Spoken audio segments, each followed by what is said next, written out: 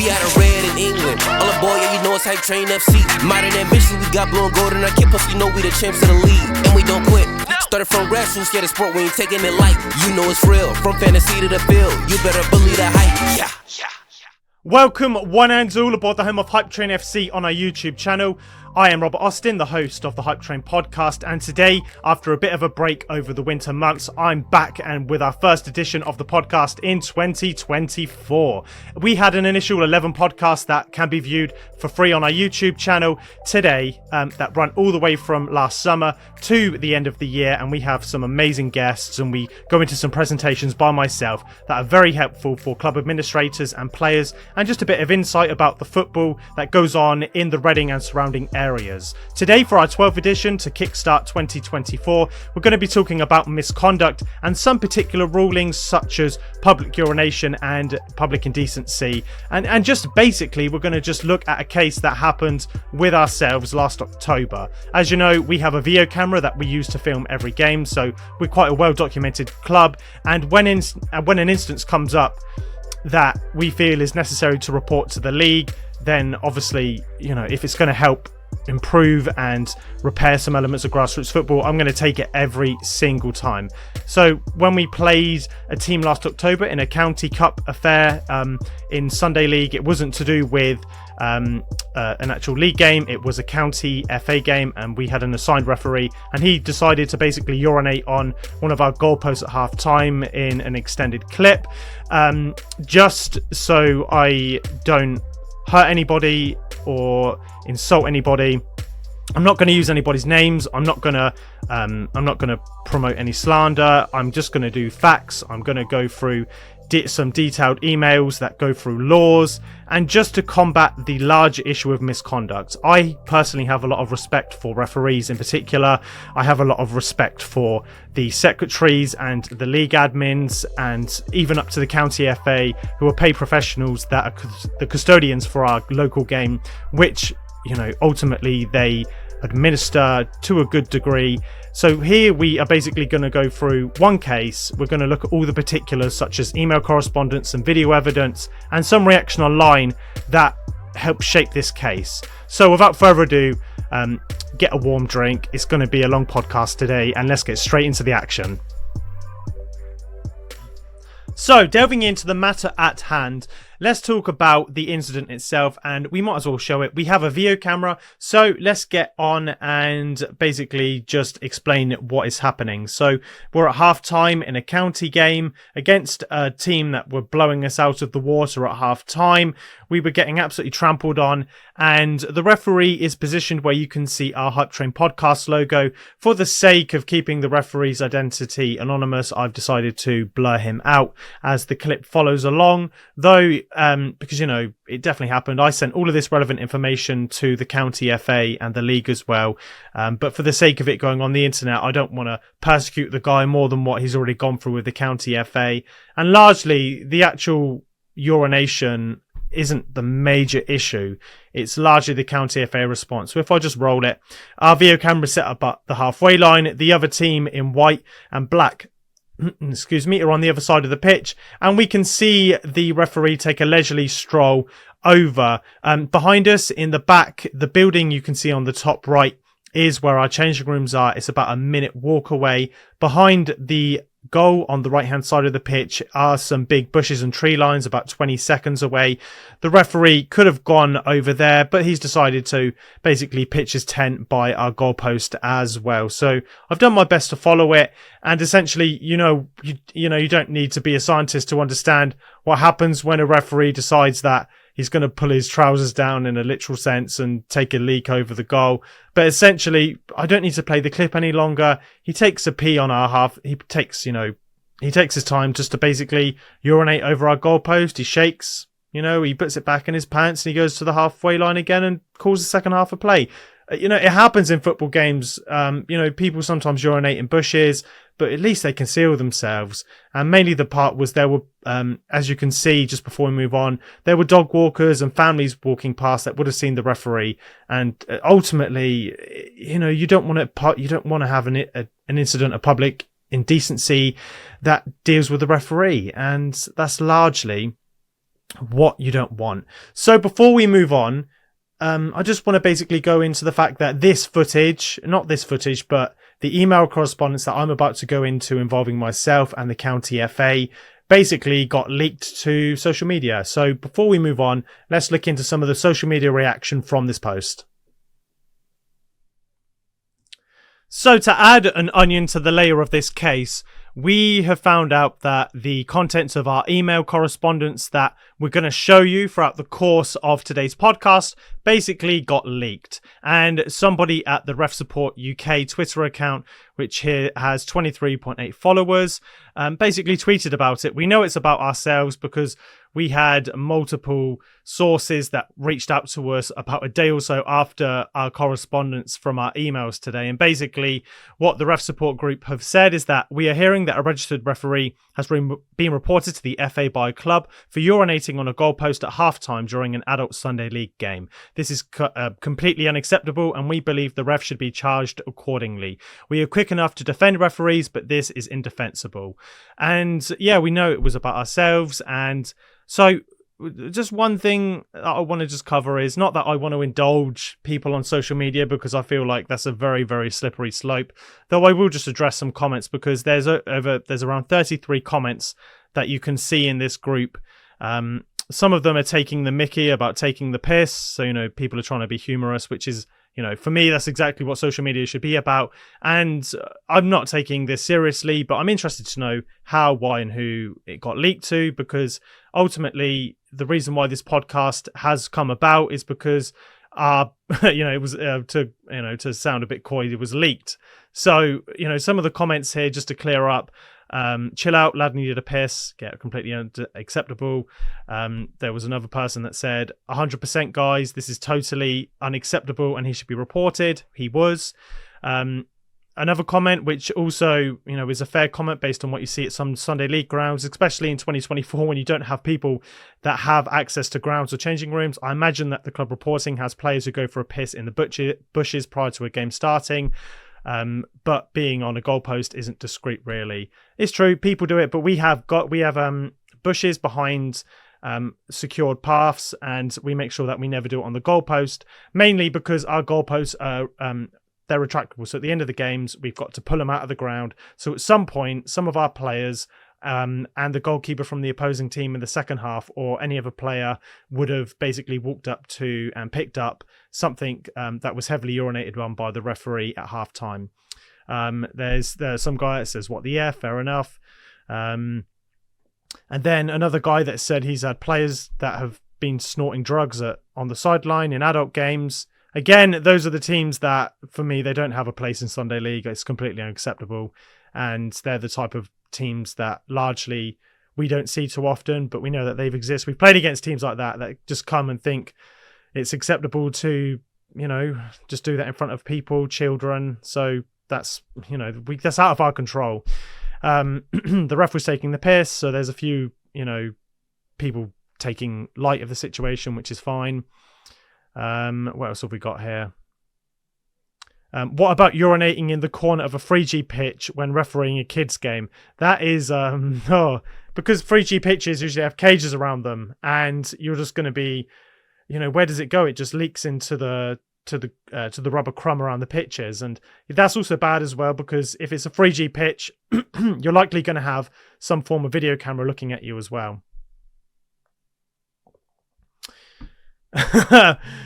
There's a good comment. Better than the ref being the first in history to perform a dribble on the pitch. There are some referees that are very good players. It's not a Sunday League, but some of the upper referees, they can play ball. So, so you can't discount that. You never know. Another comment, hardly the end of the world, assuming there wouldn't have been toilets available on a Sunday League pitch. Again, the sentiment is correct. Grassroots clubs tend to struggle. There's a few clubs that play out in Charleville, out in Twyford, where the Wokingham Council make you pay extra for the changing rooms, and we're not talking about £5, we're talking about an extra £40 just for access to basic, human rights such as toilets and water as well. So I kind of understand it. I wouldn't want to pay that just to have the toilet. So yeah, there's a few there. A meme from Jeff Goldblum, when you gotta go, fair enough. Then referee Twitter accounts, you'll always find that they're going to always defend referees, and there's always going to be people. But again, here there's loads of different comments, but there's one here that's very good. What would happen if a player had a piss on a goalpost at halftime and the referee saw it? What if there were changing room / toilets 2-minute walk away? Too many questions. So 2 actual very unique questions that can be answered. Yes, there were toilets. So the second question, there were toilets about 2 minutes away up a slight incline. There were also hidden bushes where people can, discreetly eliminate waste. So that was available. And also, to answer the first question, what would happen if a player pissed on a goalpost? The referee would send the player off. We have correspondence that confirms that. We also have other correspondence that, in the laws that say that the player would also be sent off in the exact same manner. It would also go through as a misconduct charge, so the player and the club couldn't we couldn't basically defend against it. The charge would stay. We can't basically fight it. It would stay and stick. We've got to pay the fine. And then what else is there? There's nothing else really. There's another one, another troll online. I'm not really going to entertain that. So yeah, there just seems to be a lot of outrage with people online. That's natural. Again, I'm not really taking too much stock into that, but there are a couple of worthwhile questions to go into around this. But mainly the question is, when it comes to confidential information and elements like this, we didn't post about it. We could have easily said, oh, this is us, online just to get a bit of clout.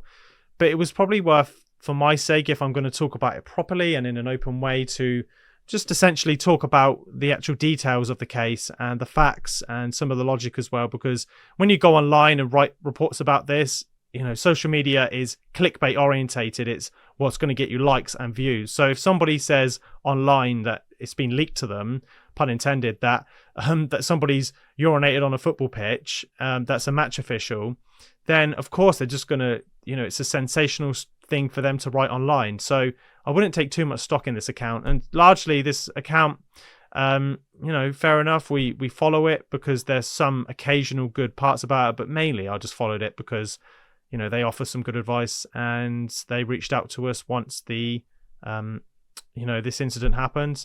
And I largely agree with referees getting too much abuse. And, anybody that's in the world of helping people, that's absolutely great. So more power to them, but let's really focus on other things moving forward. Let's get into some of the evidence. But I just thought it would be worth, if there's anything from some of the feedback online that was worth going over. Welcome back to the presentation portion of the podcast, where we're looking into different elements around misconduct, and in this case, public indecency, urination.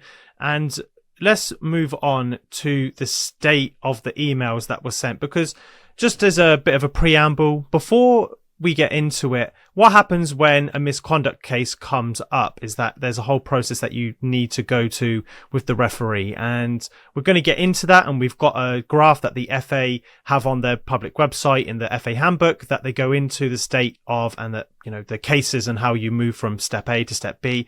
But essentially, misconduct should be reported to your league as well as to your county FA. Initially, we decided to reach out to our Sunday league regarding the matter, just in case there was any potential, ways that they could help us or advise us on the situation. So I initially sent this email, and again, for the sake of the email, I've omitted any names. I've omitted anything personable to the characters. I've left it just as league secretaries and titles. So I've reached out to our league secretary saying, "Hi, league secretary, I'm reaching out regarding something the referee did during our game yesterday against opposition in the BBFA Sunday Trophy yesterday, the 8th of October 2023. I marked him as a 3 in our report. The referee has taken a piss at halftime on one of our goalposts. He had nothing to do in the game, but this was the most unsanitary thing a referee has ever done in a game. We have to manually pick the goals out and log them up a while to our changing room. I am a little grossed out by this, and it was clear he was having some stomach issues. Just to clarify, we have changing rooms and toilets that were open. I have attached the video and allowed access. Please let me know if you don't have access to this." So this was me again to the league secretary that was going to help deal with the case. And he essentially came back to me and said the following: "Hi Robert, with reference our telephone conversation this morning, you should send a report to the county FA representative at the CFA, which is the County Football Association, with the video and any other comments you wish to make. Referee secretary will also be dealing with the incident as far as the Reading RA, the Referees Association in the local area, are concerned, as the referee is a member of the association. If you can keep the league advised at all times of any investigations, and we apologise on our behalf." Just just to lay the bedrock about these, how the league operates, they have a committee where they've got a secretary, a chairman, a registration secretary, a fixtures secretary. So everybody, there's about 10 of them. They have 6 to 10 people. They all each have a role to deal with admin, finance, money, referees, you name it, there's a person for it. And as part of the referee side of things, there's something called the Reading RA, the Reading Referees Association. They've been running for years and years and years, and most referees are part of that. It's not a union as such, but it's basically a support group where people can get additional training, hearings, and again, I don't know too much about it, and I'd love to open the door to somebody from the Reading RA to come on and talk about the organisation on the podcast. I think that would be brilliant. But it's basically an association where referees can get support, training, and there's updates, there's fees involved, and everything else. It's an official channel that help the Reading Sunday League in particular, and teams in Reading help source referees for games across Saturday and Sunday for youth and adult football. So let's get on to now the actual misconduct process before we get back into the email. So this is listed in the Grassroots Disciplinary Guide for 2023-4. There was a big overhaul and a reform about misconduct. Our third episode of the podcast, I actually spoke with Alistair Kay at the Bucks and Bucks FA. He's the lead development officer at the county, and he basically went through what is misconduct in relation to points deductions and aggravated breaches. So, for example, if I've punched a player or a referee or a volunteer on another team on more than one occasion, it could lead to a points deduction. And me as a club ourselves at a club would have to basically provide mitigation for when it comes to us going to hearings and being penalised by the county FA. So this whole misconduct process, I'll just take a couple of minutes just to go through what the process is, because we went basically through every single stage. So first of all, the county FA receive a report, investigate the allegation, and decide on whether to raise a formal charge. So we sent the email to the league. They said, get your email and send the evidence to the county FA. So bingo bango, we did that. We sent it off to the county FA. If they decide that there was a worthy charge, they would have gone on to step 2. So a charge is raised and sent to the club secretary or participant using the whole game system. The whole game system, if you're unaware and you're not an administrator, is where you do all of your admin. It's where you register your players. It's where you pay for your yellow and red cards. And it's where you can have your club portal where you just have to do your little pernickety admin things throughout the season. Then the third state, participants review evidence and is required to respond to the charge. So in this case of urination, let's say the referee had been raised a charge, he gets sent the evidence and he would be sent a form to do with the evidence and to say, you've been charged for this breach on this date with this team. Can you basically give us, your take on matters, which is a fair enough process. Then the participant, in this case the referee, must select whether they wish to admit or deny the charge to the evidence that it's based upon.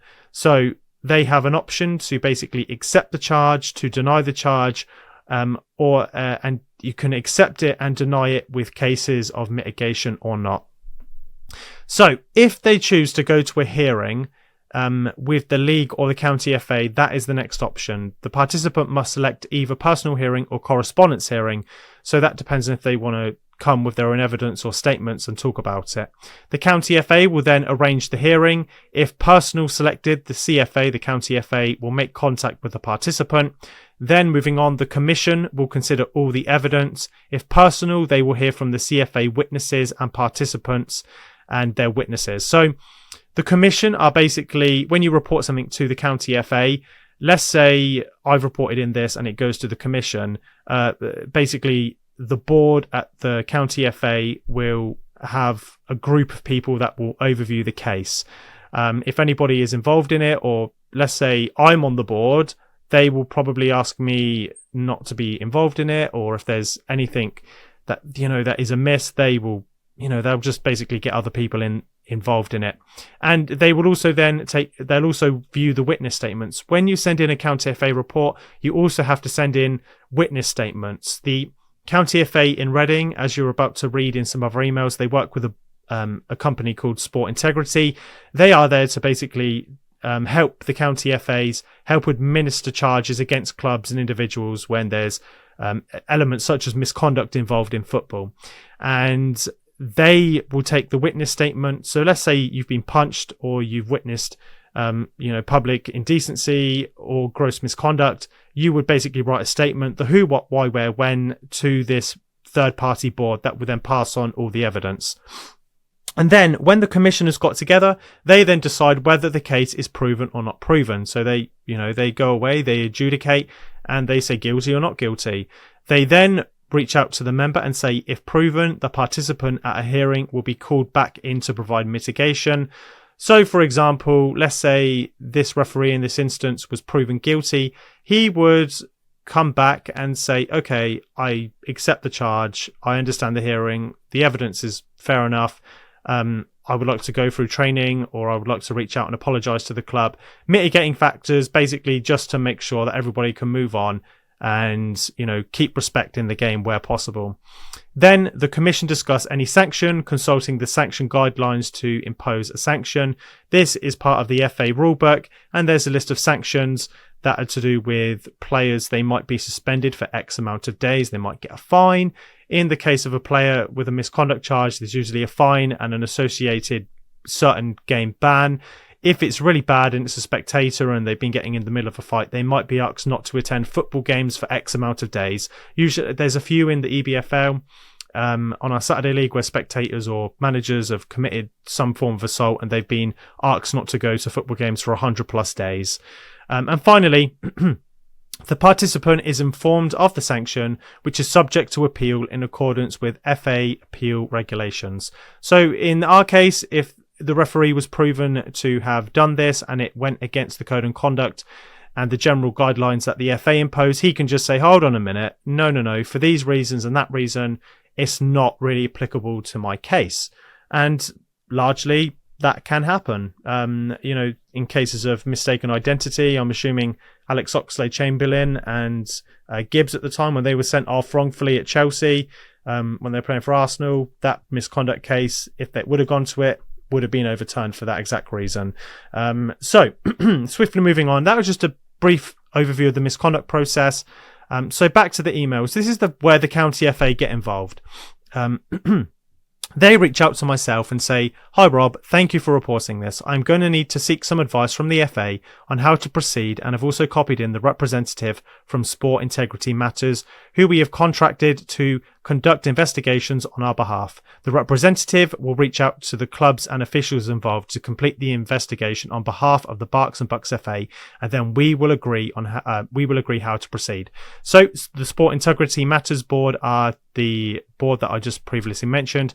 They are employed by the County FA, who are a professional board, a subsidiary of the FA, to basically regulate over the area. The Bucks and Bucks FA in Reading cover, it's not just in Reading, it covers Milton Keynes, it covers the Slough Leagues out the Slough Leagues, the EBFL, even covers leagues in Aylesbury and out west as well. So it's a big catchment area for a lot of teams, hundreds of teams, thousands of teams across adult, female, disability, youth and adult games again. So they kind of cover everything. So every time an incident where I reach out to them, they will forward that on to that board, who will then collate the evidence and send their recommendations to the county FA. And that's a fair email.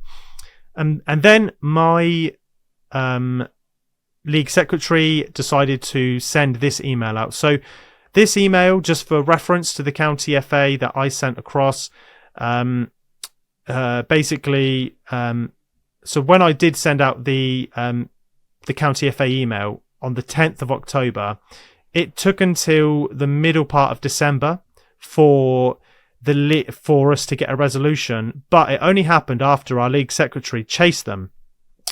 So our league secretary said, "Dear County FA, can you advise me the latest regarding the referee investigation raised by the Hype Train FC sent on the 10th of October? I know that you were reaching out to the sport integrity team, but as of now, we have not seen any charges or other related information. If you can get back to me, please, as the club and other parties are inquiring why this is taking so long." And largely after nearly 2 months of investigations, I think it's a fair enough response time, seeing as the Sport Integrity Board, when we dealt with them in a previous case earlier this season, said to us that they like to get cases open and closed within 30 days. They don't like things lingering on. I think it's a very good thing that they do that. So, it would pass that threshold, and ourselves at Hype Train and the County FA were getting a bit antsy about not hearing back. This then in turn led to a response from the County FA, who told us, "Hi, League Secretary. I have looked back for our records and the complaint was closed without any formal disciplinary action. Urinating by the pitch is not a breach of FA regulations. However, our referee training officer did speak to the referee directly to make it clear that this is not appropriate."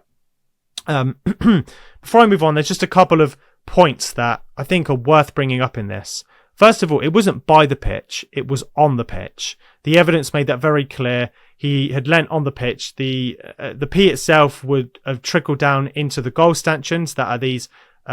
So for reference, if you can see the camera, there's these big holes that basically the goalposts go into, and it would have gone into there. It was on the pitch. It was on the goalpost as well. It wasn't raining, and there were light yellow stainings on the goalpost as well when we were taking the back up. We were grossed out at the end of the game when we found out after the fact of us putting away the goals. So it was on the pitch. So technically, I know it's a pernickety insight, but that's incorrect, or it's not the whole truth. And then also they spoke, and then the referee was spoken to. So if you would just take this email on the face of it, how I viewed it was that this was closed and not disclosed to any club. So it was closed on the quiet. And then when they did respond, there was a short, concise email that just said, "We basically had our referee training officer give this guy a slap on the wrist and say we weren't happy with that." And this is kind of where things escalated to the point that it was leaked on social media. Again, I don't know what details were leaked, but somebody at some point of the email correspondence put it out there. And yeah, it kind of escalated from here. So let's move on to the next email.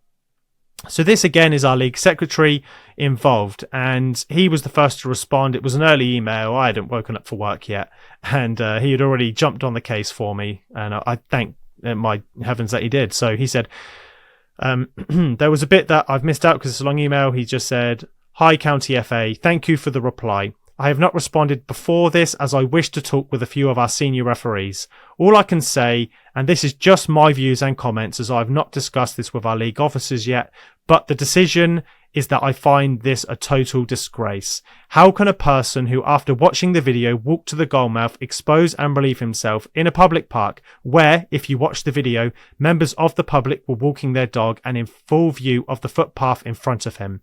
There were toilets 2 or 3 minutes walk away, or if he walked to the other end of the pitch, a fence with trees and bushes. Having been a referee himself and discussed this with 2 of our officers who were also referees in our league before advising Hype Train to report this, I can see no reason as to why a charge was not brought against the referee. If this was to be committed by a player, then he would be cautioned or possibly sent off and fined by yourselves. I have no personal grudges with the referee, as he has been a loyal official to our league for many years, but surely this is double standards and giving him a talking to. Perhaps referees would now do this in a fixture if it happened. Having attended our local referee association meetings, and again stress this is the Reading RA, for many years, I will hope that they may back me up on this complaint. Also, as league secretary, I advise the club to contact yourself as a representative of all clubs feel totally let down. Perhaps the video may be witnessed by others whom have access, and the police may be involved. Finally, as I said, this is my comments and nothing to do with the RDSFL. I will await your reply from either yourself or the FA. So the league secretary's gone in quite hard, and I completely agree with everything he said. He's defended the club. He's defended the position of common sense and the ruling. The county FA basically closed it on the quiet, and he's called him out on basically the evidence in the video, alongside consultations with referees that for years have known the rules. And again, he's even mitigated the fact that this is a loyal referee in the league, and this is a good referee. We don't have any problems with him in the game. We didn't have any problems with him as well. And, we're just trying to pick up on, some of the slack here that the FA have come back to us with. And again, I don't believe that these are emails that we should really shy away from. This is a very good level of response from the league. And I'm very happy that the league have put this email out. They've defended the stance and, largely done a good job at getting across the points. The County FA again, and there's a theme here, another short, concise email, said, "Hi League Secretary, thanks for the response. I understand the frustration, and I do want to reinforce again that we in no way condone his actions. However, this is not the first time we have received such complaints against match participants, and the guidance from the FA has consistently been that it falls outside our regulations, and this is not a chargeable offence." So this is where I was biding my time and doing some research that we'll go into a little bit later on. There's tons of literature around code of conduct, referees, and what is a participant that I'll go into at a later point in the podcast. But essentially, what he's saying here is that this has happened before, and we have to be consistent with our ruling at this particular county FA. And again, I do not disagree that if they have done this in the past and ruled that this particular referee can't be penalised because others that have become his precursor, they can't do it. So it's understandable that in this instance, the referee can't do it. But the consistency lies with the fact that it wasn't charged in the first place. The first case of this happening should have charged the referee. And we'll get into that, obviously, some of the peculiars and the details later on. But largely, I understand the response. And also, just to note, all of these FA responses are short and condensed. I think it's probably a good idea that they keep their responses short and sweet and to the point, because saying less will be a good idea, not to rile up clubs, because then they don't have more ammunition to buy. But as you can see, the difference between the League Secretary's emails and the County FA emails are very different and short. So this is where we have a third participant involved. This is somebody that's involved in the Reading RA, as well as the committee as the deputy chairman of our league. He's also a referee that is involved in games in our Sunday league as well. So basically, he gets involved and starts writing this 2-part email, which I'll clear my throat for because it's quite lengthy. So he reaches out to the County FA and says, "Thank you for your email. As a referee, if I see a player urinating on the field of play or the apparatuses of the game, I consider that an offensive gesture and I will send off the player." So we went through that in our social media posts earlier on as well. A few people have questioned if a player did this, would they be sent off? A referee, who's the deputy chairman of the league, has said that he would send off the player. Indeed, in 2018, I sent off a player for the offensive gesture of urinating on the field of play. I'm sure you will remember the incident because you, the County FA representative that I will not name, and I spoke about this on the following Monday after my abandonment of the match. That player, I believe, was charged with multiple offences and subsequently suspended for an approximately 9 matches. Whilst I will always support referees who are charged with misconduct, the actions of the referee are no different to that of the player that I mentioned above. Then he goes on to state the particular of the rule. Whilst urinating on the field of play may not be a specific charge, FA Rule E3.1 states, a E3.1, a participant shall at all times act in the best interests of the game and shall not in any manner which is improper or brings the game into I'll read that again. So a participant shall at all times act in the best interest of the game and shall not act in any manner which is improper or brings the game into disrepute or any use any one or a combination of violent conduct, serious foul play, threatening, abusive, indecent, or insulting words or behaviour. So let's move on to the second part. Urinating on the field of play or the apparatuses of the game is not acting in the best interest of the game. is improper, brings the game into disrepute, and is in indecent behaviour. So if I just go back to the first part here, this would basically fall under indecent or abusive, threatening behaviour, which is what you would consider for indecent exposure and urination on a pitch. So, as a referee, I expect to be treated no differently to that of a player. I cannot support double standards. To do so would make me a hypocrite. This matter has been discussed privately with a number of senior referees, both active and retired. They are all of the opinion, as am I, that this constitutes misconduct and should be treated as such. As mentioned above, I will support any referees who are charged with misconduct. The referee is a member of the Reading RA, and my support to him in these circumstances would be to advise him that he should accept a charge and offer mitigation as to why he did what he did. I would respectfully suggest that this decision needs to be reconsidered. So, again, I think all of these emails have been very fair. They've been very professional. And if you're reading as an outsider looking in going, how does football administration sometimes work? These are the discussions that happen. They happen in a professional manner. If you allow it to, with professionals that have experience and they're citing rules, they're looking into specifics of the game.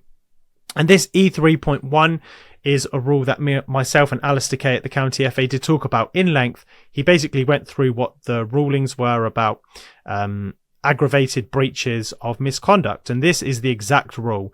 So if anybody brings the game into disrepute, they can basically be, and their club can be given charges at the end of the day. And that's kind of how they said.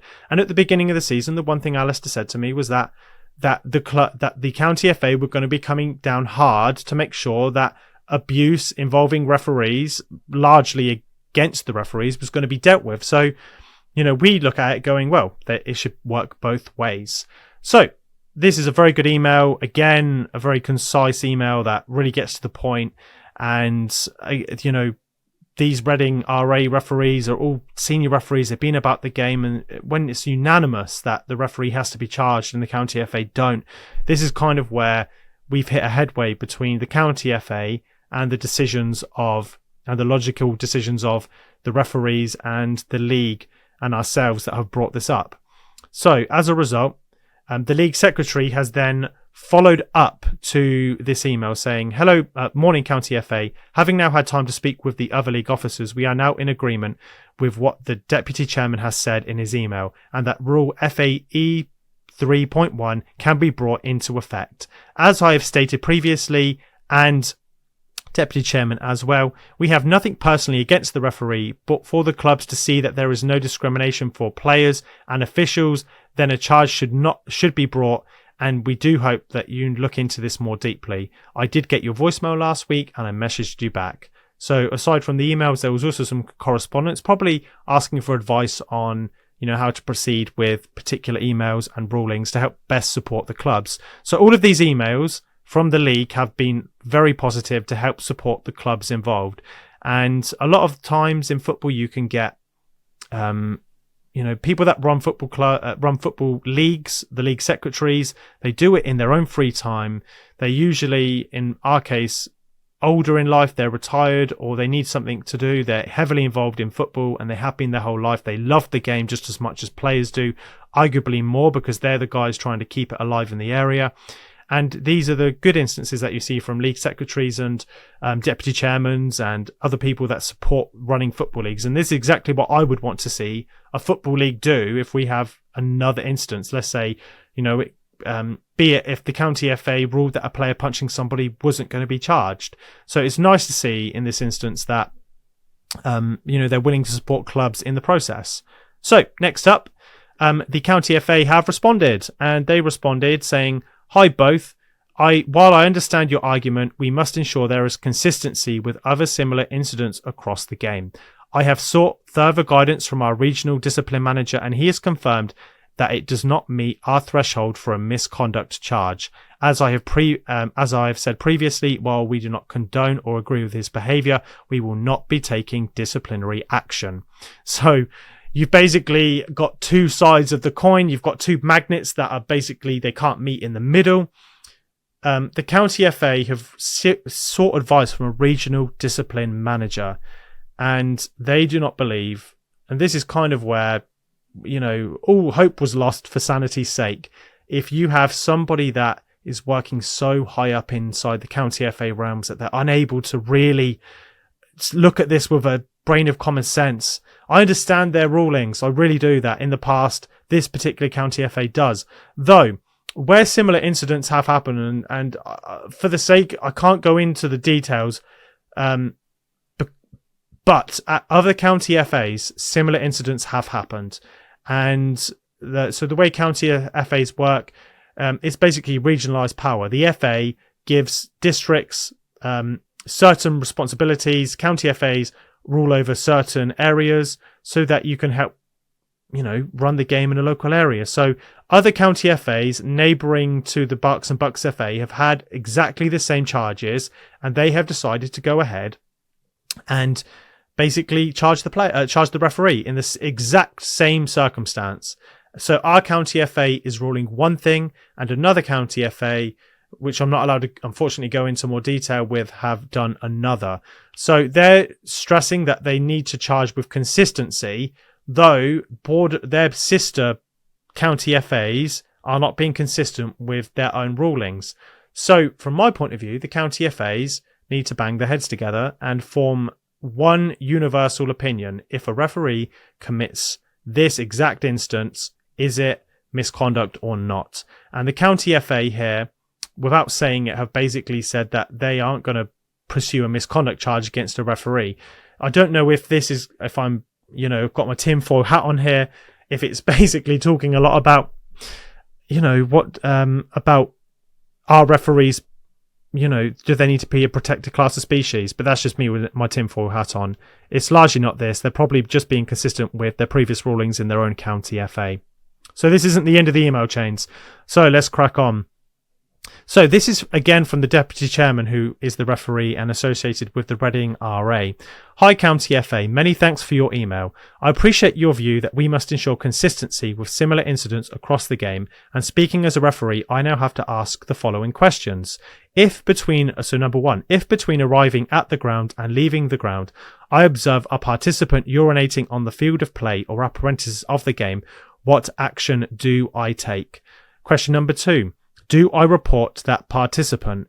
Number three, if the participant is a player and the incident occurs before kickoff, do I send the player off and allow his place to be taken by a named substitute, knowing that the participant's actions do not meet the threshold for a charge to be raised against them? And number four, if the participant is a player and the incident occurs after kickoff, do I send the player knowing that the participant's actions do not meet the threshold for a charge to be raised against them? You can probably imagine that I am somewhat flabbergasted by the response/advice that you have received from the FA Regional Discipline Manager. It is not the first time they have arrived at what is quite frankly an unbelievable determination. So basically, this feels like we're at the grassroots. We're in the trenches. And we're seeing all of this happen, and we're reporting to a higher board that aren't involved on the ground level, the grassroots level. And this referee and this FA chairman has basically now doubted his actions. So if a player was to turn up to the pitch before, during, or after a game, if he does exactly the same, knowing that a referee has been given a slap on the wrist and a talking to, but no formal charges, does he now have the authority to send off a player for the same reason? So that's a big question to consider. So now this referee, and maybe what has been said at subsequent meetings at the Reading RA or within our Sunday League structure, do referees have the power to send people off that are peeing on the pitch or providing indecent exposure, getting their private parts out when they shouldn't be? So this is all questions that are making people at a ground level really consider what's going to happen in our particular county FA. Then there's a follow-up email from the county FA in response that says, Hi Deputy Chairman, on-field decisions remain the responsibility of the match official. If you believe that their actions have breached the laws of the game, then the appropriate action should be taken. Any caution issued by a referee or red card under Rule S6, which is to do with misconduct, cannot be appealed on the grounds of wrongful dismissal, so would remain in effect. This is separate to a misconduct charge under FA regulations. So basically, this email doesn't exactly detail these points here, and again says that a referee has the right to apply the laws of the game how they believe fit. But it kind of doesn't really go into these points and says it's something else entirely. He says that players are basically judged on their own merit. But this is where it gets a little bit interesting when we get later on, and I'll go into it. But we'll basically go into the final few emails here. So the league secretary has got back involved and said, "Hi, Deputy Chairman." So he's now speaking internally to somebody on his fellow committee at the Sunday League and said, "Hi, Deputy Chairman. Thank you for trying to get this matter into a charge, but it seems that the county do not wish to and are going with rules which sets one for clubs and one for referees. From what the county FA has said, it is now down to you referees to issue, and that if you levy a charge against a player under Rule S6, then no appeal can be lodged. Personally, I think I have let the hype train down on this, and it does make me doubt my position as league secretary being worthwhile anymore. It is my intention to bring this up at our next management meeting in January, so the clubs are aware, but once again, I and the league appreciate the effort you have put in." And again, it's a very, very nice email. And then finally, the final email, which I believe, that we're going to go into, is from the chairman of the league, who basically comes in at the end just to thank both of them for their efforts and says, "Hello, League Secretary and Deputy Chairman. May I take this opportunity to thank both for having the time to pursue this unfortunate issue with the Bucks and Bucks FA. Having read the various responses back and forth from the BBFA, it does appear that we will have to agree to disagree with the BBFA on what action should be appropriate in the respect of the referee's most unfortunate behaviour in the Hype Train fixture. I do believe that the BBFA interpretation of the FA regulations could prove detrimental to our member club's appreciation of referees if there were a feeling that we are not all treated equally under the same set of FA rules and regulations."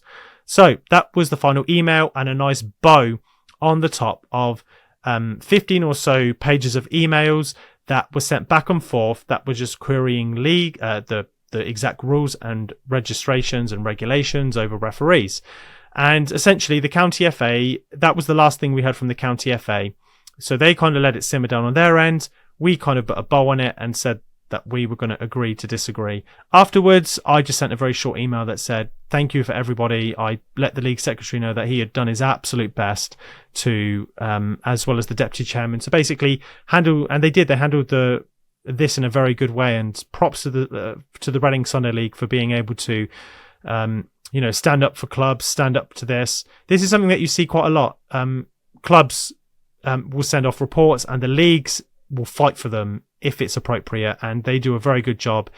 But they've got their hands tied. If the county FA say no, what can you do? That's literally the thing. They are the judge, jury, and executioner of these matters, and they ultimately decided that a referee in this instance could get away with this. So let's move on. So what does our misconduct case mean? So upon reflection, so this is again, this isn't the league's opinions. This is now my personal opinions on it. So referees in the Bucks and Bucks FA, if they choose to do so, can urinate on or around the field of play in a public park with just a talking to, as there are no rules against match officials and this specific act of misconduct. So if a referee really wanted to, I could put up my video camera, the referee could come over and he could just pee all over the pitch. He could, I don't know what would happen if he defecated or he left a little present for us on the pitch. Like, that's a whole other thing. Or is it? But yeah, so that's another thing. So we believe now that a referee in any game between now and the end of the season can just, at half time, just pee in the middle of the pitch. All good. You're good to go. You're off the leash, quite literally. So yeah, by all means, go ahead and do it. Then a follow-up point. We question what would happen if a match official would do if they urinated directly on or next to a player against their will, as this would be classed as assault. Clubs and spectators may contact the police in any case, and the perception of the outcome appears as the county FA are unwilling to punish a match official despite clear evidence of misconduct and defined as a participant. So basically, again, we're just left to contact the police for aggravated assault against a person, and that is largely what some of the witness statements that we go through with the Sport Integrity Board would ask us to do, or they would ask if we have already done so beforehand. In a case of an assault, say a punch to the face or some type of grievous bodily harm, this would already be done in place. But because this is a sketchy thing and something that happens more commonly than everybody, obviously we know it happens a lot more than what we like to believe, especially on public parks, it's something to raise, concern to. So moving on, so the key thing that I really want to get into is this term participant, and it was used multiple times in the emails. This word is referenced over 575 times in the official FA Handbook, and this basically defines what a participant is in a Sunday League scene. So let's just go through the slide that I prepared for us now. So it says, in the FA Handbook's Rule of Association, section Definition and Interpretation, there is a list of words and the FA's interpretation of what a participant is. So when relating to E3.1, which is the rule that is to do with misconduct, the term participant is defined. So referees are listed as a participant, so can be subject to a misconduct charge such as urination or other forms of misconduct. So I've pulled something from the nearly 600 and 700 page FA Handbook, which is the definition of a participant. So it means an affiliated association, competition, club official, which for the avoidance of doubt shall include a director, FA registered football agent, intermediary, player, official, manager, match official observer, match official coach, match official mentor, management committee member or employee of a club, and all persons who are from time to time participating in any activity sanctioned either directly or indirectly by the association. So, a referee is clearly defined as a participant, and as a result, under the E3.1 charges, E3.1, they should come under the rule of a participant. And when it comes into the FA Code of Conduct for referees, we've now moved on, there are specific rules of conduct for the referee. And this, referees such as players aren't levied, they're not treated separately. They've got similar and identical rules of application. So the association, affiliated association or service association as appropriate shall have the power to at any time act in relation to the registration of a referee who has less than proficiently applied the laws of the game or committed a technical irregularity or point 3, proved to have been concerned as an agent for a club or player in the transfer or attempted transfer and or engagement of a player, or they willfully misstated his or her age, date of birth, or as a player violated the laws of the game to such a degree that a regulatory commission or a disciplinary committee subsequently imposes a penalty or of suspension from playing, or has been found to have committed an act of misconduct as defined in and pursuant to the rules of the association or an affiliated association or service association, or they have a football banning order imposed on him or her, or point 8, has not acted in the best interests of the game. So the conduct of the referees, this is pulled from the FA Handbook as well on section 25, which is around 625 pages in to the most lengthy handbook you've ever seen. And this quite clearly states if a referee hasn't acted in the best interest in the game, he has acted less proficiently when applying the laws of the game, and he has violated the laws of the game, and in Rule 6 has committed an act of misconduct. There's 4 to 8 of these that the referee has fouled by just doing that one thing. And for the referee, who has already, as we know, has been defined as a participant, which is basically anybody involved in football, as listed here by the FA and subsequently by the county FA, this referee has committed this act. So for the county FA to say that there's no breach and that there's no way that this referee has committed an act against the rules actually goes against Rule 7 under the contact of referees.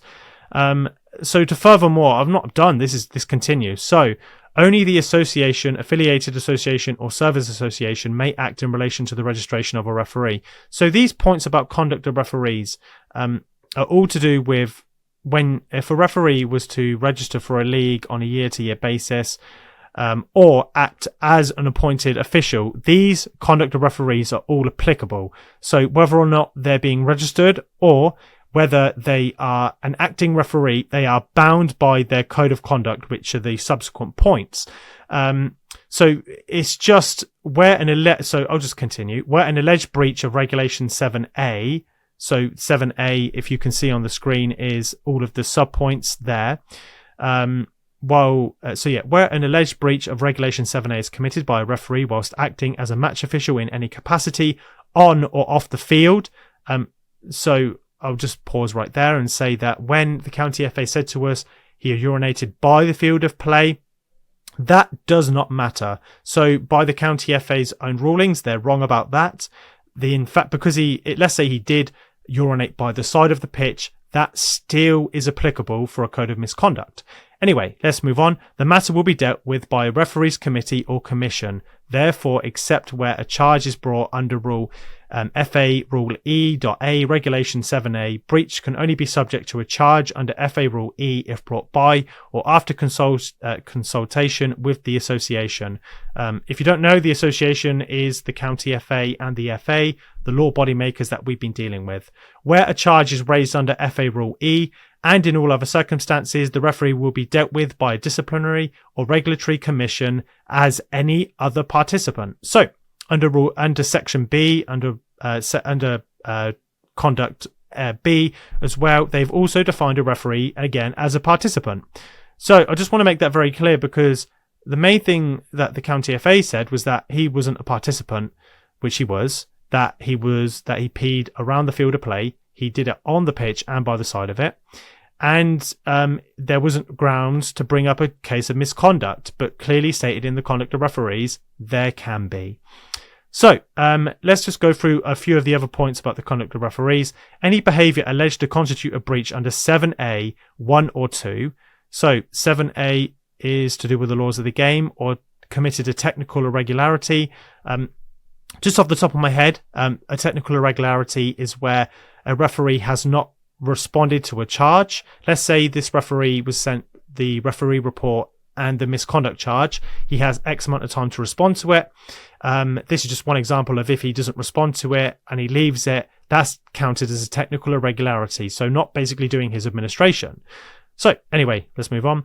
Above must have been notified to or otherwise come to the attention of the association, affiliated association or service association within 14 days of the relevant incidents for such to be acted upon. So basically within 14 days of the breach or the conduct charge, the peeing incident, they've got to go back to the FA. There we go. So a technical irregularity under 7A shall be any failure by a referee to meet any requirement imposed on or notified to a referee by the association. And then it basically goes into what that is. It includes, but is not in any way limited to, any failure to comply with administrative requirements imposed on a referee, such as the requirements to file reports, answer correspondence, attend match venues or disciplinary or regulatory hearings at a particular time, etc., or any breach of regulation. So basically when they're not doing their admin and they're avoiding the point. So let's say this referee in question had a charge raised against him for urinating on the field of play. He has 14 days to basically comply with the FA, or that counts as a breach of a technical irregularity. So when he applies to become a referee next year, that by default would have to be investigated. So moving on, there's further code of conduct that we should get into. So on FA page, the FA Handbook, page 457, section 25, the codes of conduct, match officials shall be bound by the codes of conduct, such are as instructed by the association from time to time. So again, that implies that they will be adjudicated and judged exactly the same as players. And when it comes to the respect code of conduct, every year, what the FA will do is try to get clubs to be accredited. This is the old standard chartered. So a football club would basically have to provide a list of developments or information about the club that would put them in line with being a community club, so that they can better look for players and receive benefits such as some match balls to a game.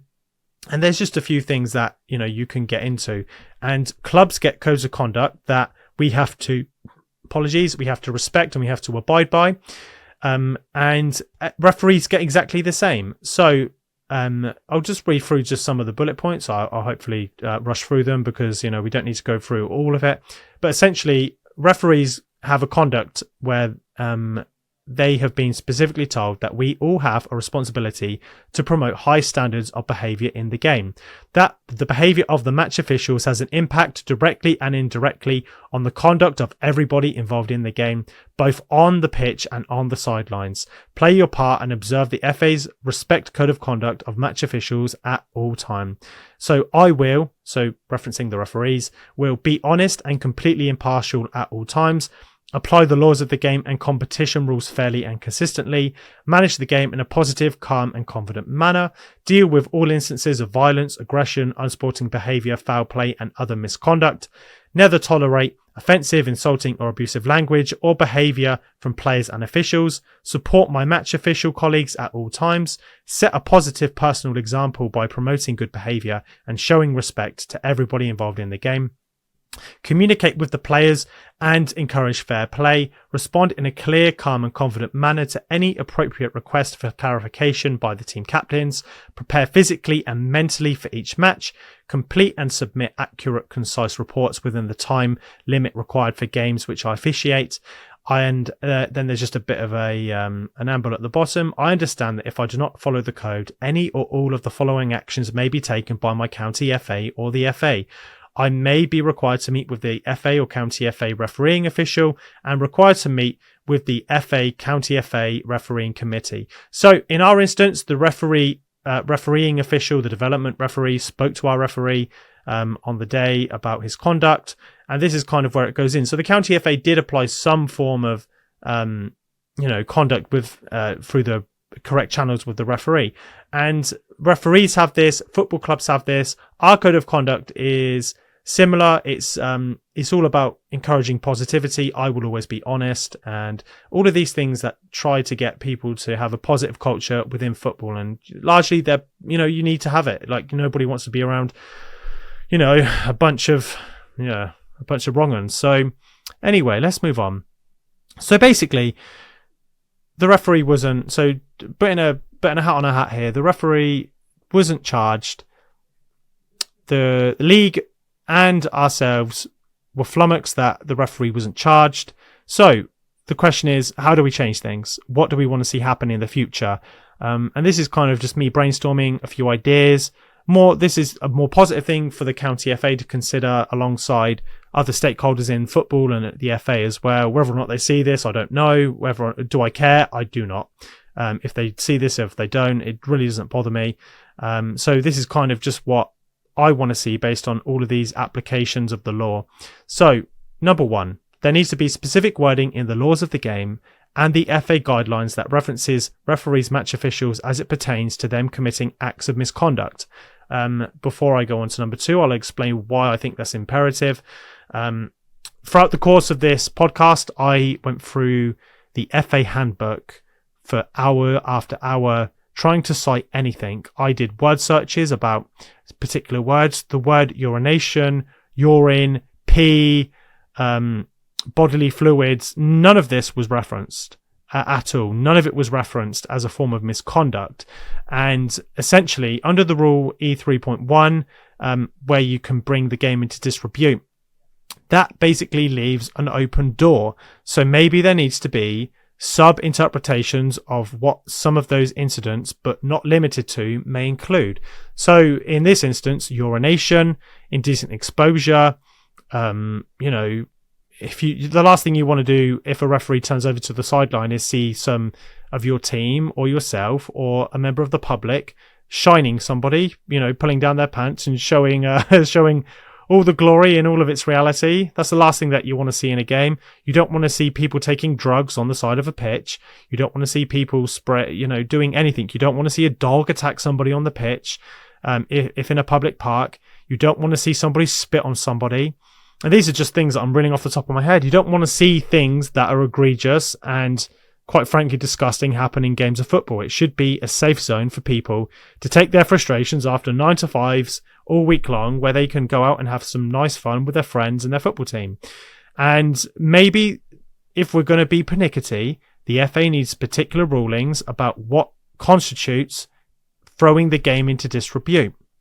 And maybe internally at the FA, they have these charges and they have a list of qualifying factors for what that may be. But maybe in an 800-page document where they refer to the word participant nearly 600 times, and they refer to the association over 1,000 times, and they refer to everything in particulars hundreds of times, but there's not a single reference to a particular case of misconduct and what that may reference, even punching, abuse. None of this is really overtly mentioned, and maybe then it is a time to put this into writing, because then there would be no grey area for the county FA to rule that the referee hasn't breached. Maybe the county FA, and this is again me just spitballing, maybe they looked at the particular rules and said, well, there's nothing specific about urination, so we don't know if the referee's broken any rules.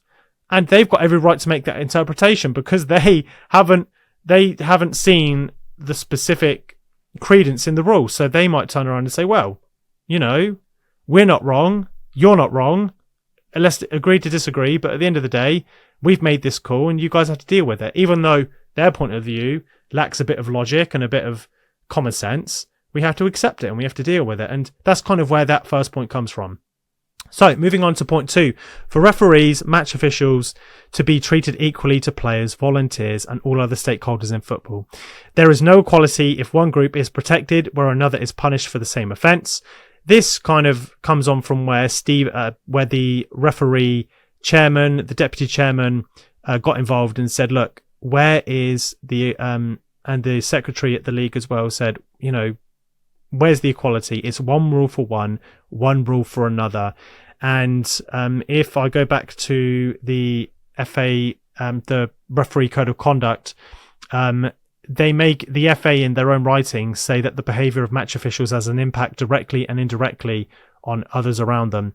And that is essentially what we are seeing here in the here and now. Referees are but on a pedestal. At the professional level, we need referees in. I think it's a great thing what the FA are doing to get referees into place in the county FA. Younger referees in particular need to come through and not be subject to harassment by people that are unbecoming of the game standards, which I completely agree with.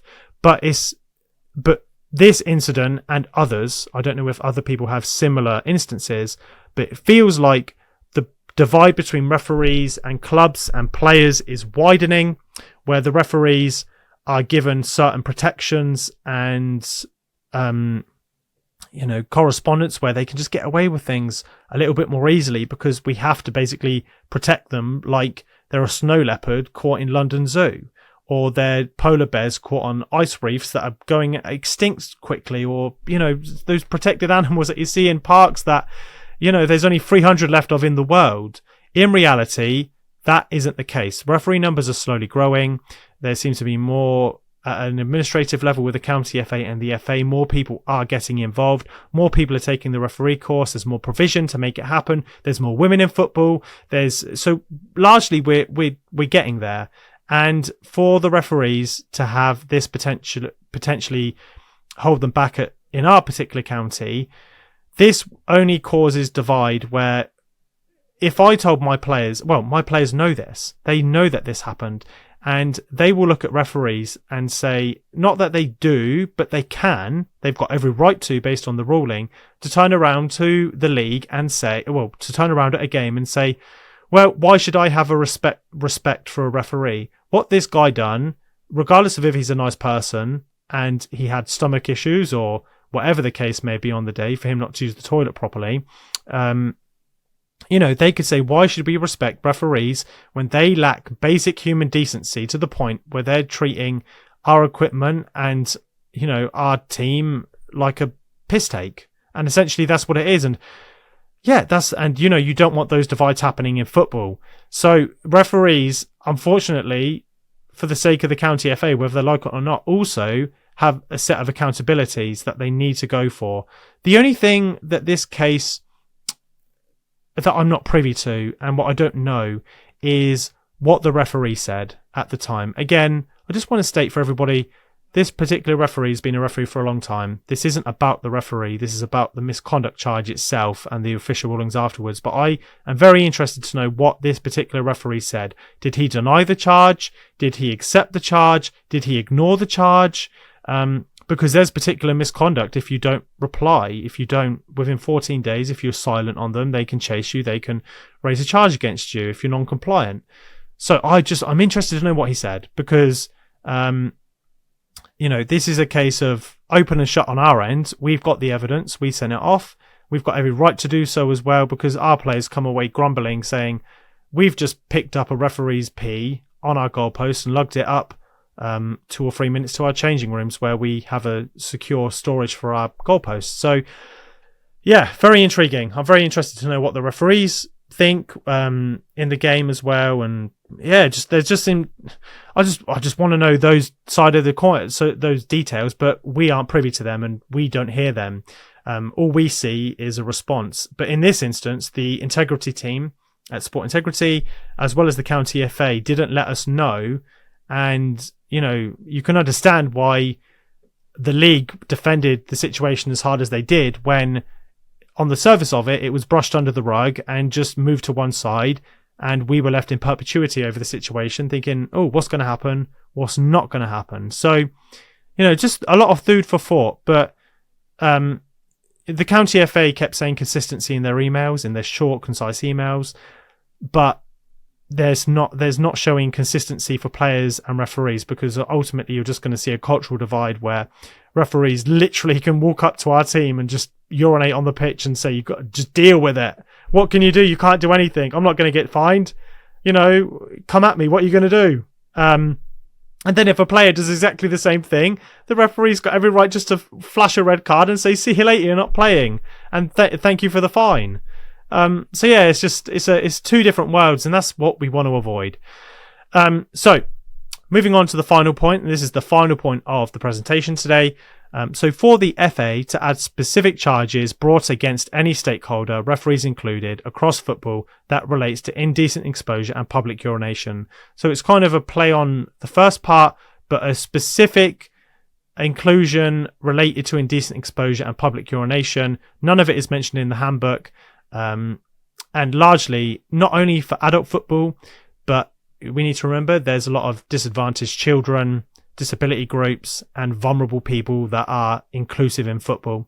And the last thing we want is for this indecent exposure to basically be given a pass at any level.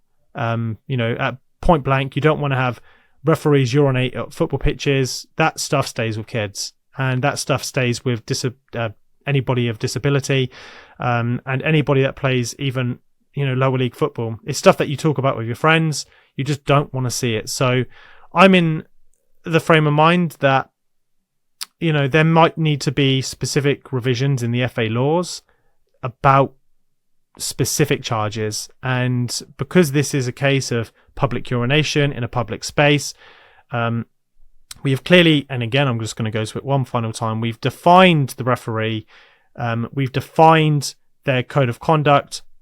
We know that they're also applicable to the rules as a normal player would be as well, and if a player was to be given the same charge, they would also be, by the county FA's rule of thumb, that be sent off. So yeah, they're just this is just considerations for next season moving forward, and largely at home for people watching a podcast. This is kind of what you have to do when you're fighting the county FA or the FA over a case of misconduct that you're putting forward. So you have to get your knowledge intact with some of these rulings, some of the interpretations of the rule, and just the FA handbook as well. If you're in my position, I act as the club secretary at Hype Train FC. If you're a club secretary, I would have a folder dedicated somewhere where you organise your team's admin, just to do with the FA rules. Have some hot links on your search bar, have everything aligned to so that you have easy access to find the FA rules. Your league should have a copy of their particular league rules, which have to be in line with the county FA. And as a secretary, it's always nice to have the FA Handbook on hand so that you can search and you can find particular rules, particular sub-rules, so that if you need to fight something, first of all, you need to know if it's worth fighting. And second of all, you can go back to them and cite rule A, B, C, D, all through Z to help your manner as well. And I only mention this because after a football game, let's say, in this game, and I'm not afraid to say, we had our worst ever defeat. We played a very good team on the day. They had an amazing game. We got dumped out of a cup competition unceremoniously. That's football. It happens. We didn't have the team we needed to on the day. We were never going to, based on that scoreline. And, we just, we were in a position where what we want from these referees and what we need from the county FA, after a game like that, where a referee comes up and does that offence, the players stick with that. Not only do you get beat 9-0, but you dealing with the referee just quite literally pissing in our faces at the end of it. And that's the last thing that you want to come away with thinking about.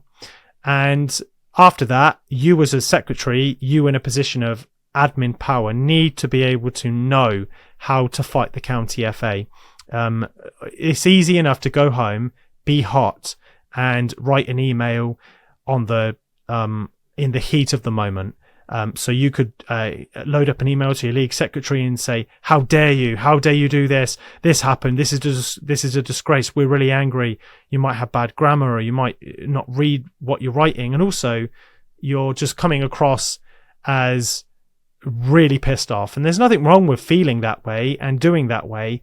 But from my administrative point of view, the best way to do this is after an incident, take some time, settle down, don't write an email in the heat of the moment. But what you need to do is just get your ducks in a row, learn about the rules, learn about how you can fight this. And if you really want to fight something, whether it be fighting or public urination, you need to make sure that you get your evidence in. So similar to us at the beginning of the video, we showed you the incident in full. I shortened it because it went on for about 5 minutes. The walk to the pitch and back was about 5 minutes alone. So get your evidence, take videos, get witness statements, get reports, fight them with facts, fight them with fire. If you just go in and say, this happened and I'm super pissed off, sometimes the leagues will get defensive because they're dealing with somebody that comes in hot as a hotcake, and you just need to be a little bit more discerning and a little bit more methodical with the way that you approach it. Apart from that, this has been a lengthy look at just some of the details. Let's get ready to wrap up this podcast. So, today in our podcast, we've unpacked a lot to do with misconduct and some of the particulars that happen when there's a case of misconduct that is lodged with the county FA. From the beginning stages, sending an initial email with the evidence and the proof over, to the follow-up correspondence that happens between a league and the county FA and a club in case there's any issues, alongside some of the rulings from the FA, from the official FA Handbook. I've tried my best, and I've spent a lot of time curating some of this information to make sure that I wasn't going completely crazy. And largely, what we're trying to achieve at the end of the day is a greater equality in football for every participant across the game. Aside from that, I just want to know what everybody else thinks. You can pop us an email at contact@thehypetrain.co.uk, and I'm happy to address this with somebody in person or in a follow-up podcast, or even just addressing a question or an opinion in another take. I also took to social media to have a look as well, so I don't mind if you follow us and give us some type of commentary on Hype Train FC across social medias, Twitter, Facebook, Instagram, and YouTube as well. Aside from that, I would like you to obviously subscribe to the channel. This is our 12th episode, and we're going to be running fortnightly until the end of the season at the end of May, and we've got a lot on the podcast schedule coming up. For episode 12, we have James Misconduct, who is the manager of Brothers United, coming on. He manages brothers who are in Division 2 in the RDSL, and he's been in a division with ourselves at Hype Train for every year, or we've played them in every single season. We played them recently in a county competition on Sundays, and I speak to James in length about the development of his club, because from my point of view, a team like Brothers in the area is going from strength to strength to strength to strength, and this isn't something that you see on a regular basis from teams in the Reading and Sunday League, or just general Sunday League as well. So it's a good little positive story that we've had on our podcast. Then for episode 14, I've managed to secure our first referee for the podcast, Lawrence McNaughton, who currently is within the first 2 years of his referee training and his development, comes on and basically talks about his early years as a referee. So all of this development and learning and training that he goes through, we go into depth with on the podcast. We talk about certain aspects of refereeing, as well as just some of the particulars and what it takes to basically be motivated to be a referee, and some of his general experiences just from the first couple of years as well.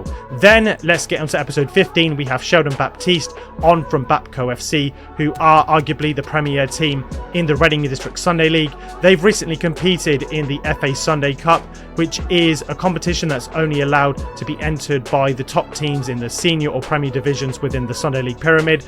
And Bapco are one of the most illustrious teams at the moment. They've won a recent league, they won a county cup, so they applied and they've been entering the Sunday Cup. So I talked to Sheldon about his experiences playing elite level Sunday League football and his continued development at Bapco as well, as that's a team that is determined to go from strength to strength to strength, similar to Brothers, but a bigger level with a bigger operation.